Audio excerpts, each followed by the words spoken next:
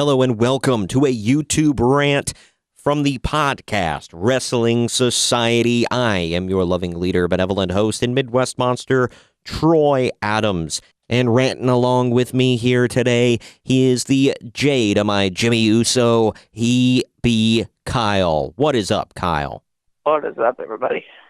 There has been a lot going on in WWE as of late, so we decided to make a little rant. At the end, we also will cover a bit of news from outside of the WWE with some big wrestling events coming up within the next month, so definitely stay tuned for that. But yeah, let's just get right into it and dive into it here with this rather unique video here. Things are just really weird in WWE right now, especially on the Raw side. SmackDown side is so-so. I just really want to go over some of the thoughts I've been having for the past month. I've bottled most of them up. I went on a rant on social media about 3 weeks ago after Raw. I bit my tongue last week after Raw. It just was like, whatever. This week, I haven't said much, but I knew this video was coming up. So I was like, okay, I can vent some frustrations. 3 weeks ago, ratings for Raw were bad. Not good. 2 weeks ago, hit a record low. This week, hit another record low. Only 2.19 million viewers tuned in to Raw. And I know a lot of people are, 2.19 million viewers, that's good. Sorta. It's not great, especially for Raw. And I swear to God, when I was watching Raw, I thought, did I just hop in a time machine and go back to Monday Nitro circa 2000? Because they just pulled right out of the Vince Russo handbook. They had somebody coming out and saying, this show sucks and we're going to make it better. That's classic Vince Russo. You had a 2-on-1 handicap match for a title where the two who were handicapped won the match. And then, get this, we've got, it's not quite on a pole, but we've got a ladder match for a guitar at TLC. It's And it's not if you grab the ladder, if you grab the guitar, you win. It's if you grab the guitar, you can use said guitar, and then you can win by pinfall or submission. Oh my gosh. We also had Lio Rush going over on Raw because apparently it was no disqualification or something like that. Or, well, no, I guess disqualifications were legal or, illegal, whatever it could happen. But Heath Slater was the ref, and apparently he's afraid that he's going to get fired, so he's not disqualifying any of Corbin's boys. I don't know what the hell is going on. I will say I like Baron Corbin as a wrestler, but I've been listening to Lance Storm was bringing this up of all people. Yes, I'm bringing up Lance Storm. But he made some good references. He was like, why should anybody give a damn that Baron Corbin is the general manager? He was a upper mid-card heel. And then all of a sudden, he's the GM. He can hardly win a damn match. And he dresses like a bartender. Answer me this, Kyle. If you were just a casual fan and you tune in, like you watch maybe a couple, once a month, once every other month, something like that, and you tune in, you're like, okay, maybe I'm going to get more consistent. And you tune in and you see Baron Corbin is running the show, and it's nothing but heat spots all night. Would that entice you to stick around and watch the damn show week after week? I highly doubt it. Yeah. And I'm not going to go on some huge rant here, but, and Greg was talking about, well, I watch every week no matter what, and it's fine with me, and blah, blah, blah. I said, yes, because you're a hardcore fan. There are a lot of them out there. It's not an insult. I don't want anybody to think I'm insulting them. If that's your thing, awesome. Everybody has their thing. And I watch sort of. I haven't watched a full-length Raw or SmackDown in literally years unless I've physically been there. I always watch the highlight videos where they condense a 3-hour show into 30 minutes or so. And guess what? I don't miss anything. So that should tell you something right there. You don't miss anything on Raw, I can tell you that. Oh, yeah, no. You gotta watch SmackDown the night after. It's like, I feel like, am I watching two different companies here? Yeah, I mean, it kind of is. And I mean, it's good to have some yin and yang, but at the same time, when one of the shows completely sucks and is not even trying, like, what the hell? I don't know.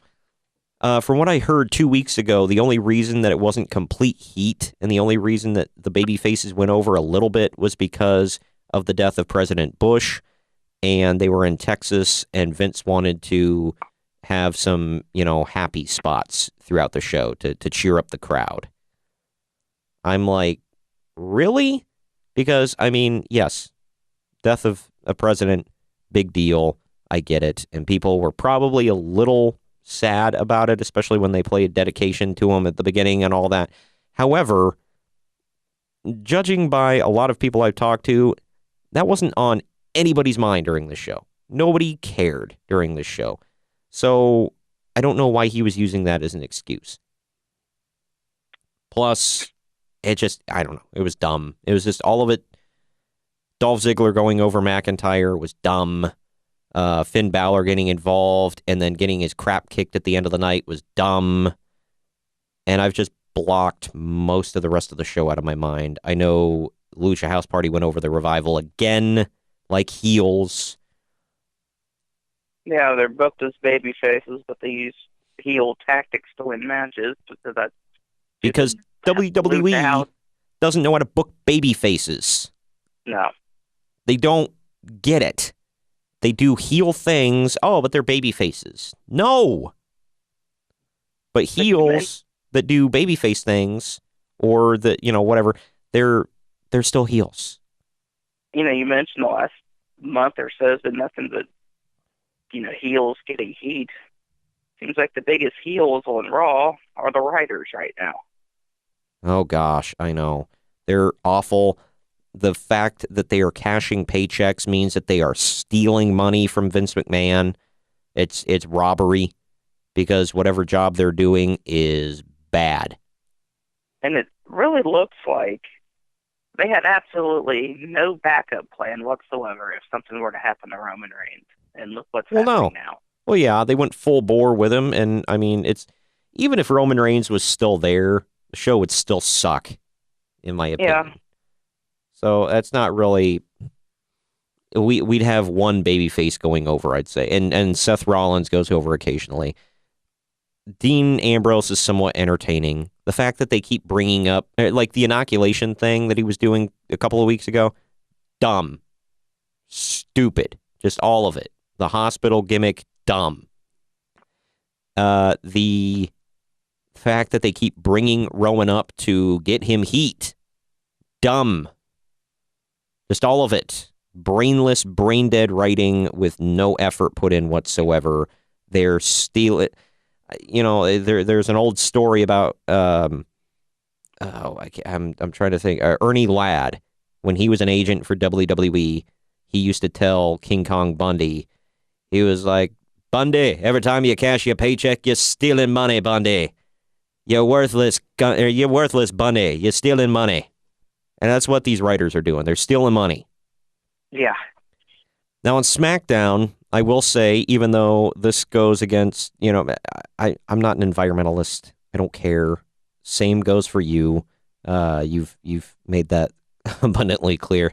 But the the heel storyline they're doing with Daniel Bryan, I like it. I like social justice tree hugger Bryan as a heel. That's great. But the fact is, it makes me laugh that WWE recognizes that that's a heel thing to do. It's funny. He's a hippie, hardcore hippie, that when people aren't hardcore hippie tree huggers, he hates them. Awesome. I love it. Yeah, he wants to kick everybody in the groin that isn't one. Luckily, he didn't kick Mustafa Ali in the junk this past week. I enjoyed Mustafa Ali being there and the fact that they, it gave some recognition to a 205 Live guy who's very talented and one of my favorites on there. But they stripped him of all of his gimmicks that I think if nobody had seen him before that was watching SmackDown, they would have seen like his entrance gimmicks and everything and his theme, and they would have been like, wow, he's cool. I'll pay attention. I mean, he still had a really great match, and it was awesome, and people should have taken notice. However, I feel that they should have had him come out with like the light up face mask and all that cool stuff. But I don't know. Maybe that's just me. And the gloves, the light up gloves. But either way, go ahead. I mean, it's nice to see a unique match. It seems like we get those on SmackDown. Hardly ever do we get them on Raw. Yeah, and we got Charlotte versus Asuka. No, it didn't have a clean finish, but it closed the show as it should have, and it was great. SmackDown was bookended by great matches. You had Bryan and Ali to open up. You had Charlotte and Asuka to close. Then over on Raw, they had that TLC match between Baron and Seth Rollins, who you knew was going to win, and it was whatever. It was a decent match. But the rest of the show was just meh. Sucked. I don't know. I didn't find anything appealing on Raw. And the fact that we had a random tag title switch, I was not fond of that. But I don't know. Real quick to close this video out here, though, I did want to let everybody know a couple of news stories. I see Ring of Honor's Final Battle show will be 4 hours long. So, so keep that in mind. It is taking place from the Hammerstein Ballroom in New York City, which is one of their favorite stomping grounds. It begins at 8 p.m. Eastern Time this Friday. So anybody who wants to watch the show, it starts at 8 p.m. Eastern Friday. So tune in for that. The main event is Jay Lethal defending the ROH title against Cody. Tag team titles are on the line. SoCal Uncensored, Scorpio Sky and Frankie Kazarian are defending against the Young Bucks and the Briscoes in a ladder war. Man, we get a lot of ladders this weekend. Ring of Honor television champion Jeff Cobb defends against Hangman Page. And a lot of the elite on this show. The Women of Honor Women's Champion, Women of Honor World Champion Sumi Sakai defends against Madison Rain, Karen Q, and Kelly Klein in a 4-corner survival match. Marty Scurll versus Christopher Daniels for Scurll's future shot at the ROH World title. Matt Taven versus Dalton Castle. Jonathan Gresham versus Zack Sabre Jr. Bully Ray versus Flip Gordon in an I Quit match. That will be interesting. And Kenny King versus Eli Isom, I believe is how you say his name. Never seen Eli Isom before, so I may tune in just to check this out. It's going to be a big weekend of wrestling. For all of you out there care about the New Japan stuff, they are coming back to America. They're going to be on both coasts. It is called the New Beginning USA Tour. It's the first ever event will take place January 30th in Los Angeles at the Globe Theater. And then the following 2 days later will with a show in Charlotte, North Carolina at the Grady Cole Center on February 1st. So they're hitting both coasts. First time in Charlotte. I'm hoping they do well. Should be good.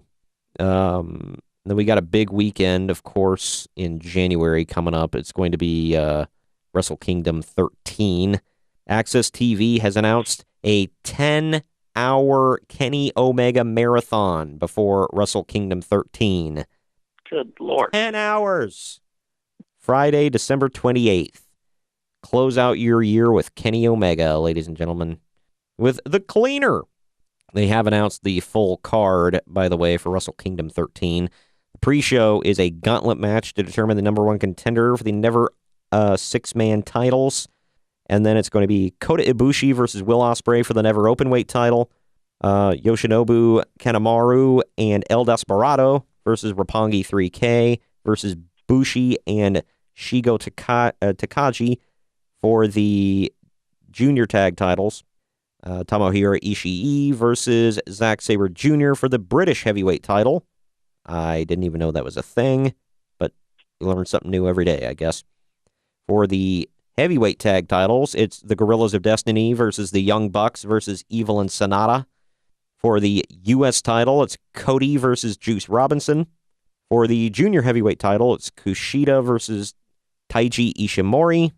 It is another match is Kazuchika Okada versus Jay White. For the Intercontinental title, we got Chris Jericho versus Tetsuya Naito. And then the main event, Kenny Omega versus Hiroshi Tanahashi for the IWGP title. Going to be a big show. I'm excited. I hope this is not the last appearance and the last hurrah for the Elite in New Japan. But we will see what the future holds. Lots of good wrestling coming up between this month and next month. I'm excited.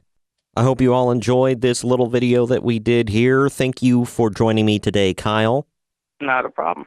And we will see you all on the flip side. Don't forget to listen to the podcast, baby. Later. Thanks for watching this YouTube exclusive video for the Podcast Wrestling Society. Don't forget to hit the like and subscribe buttons if you're picking up what we're throwing down. And of course, we always welcome feedback in the comments section down below. And if you want to keep up with the weekly podcast that drops every Wednesday, links to the show page are in the description down below, along with our social media handles and our associates pages. Come on and join the society.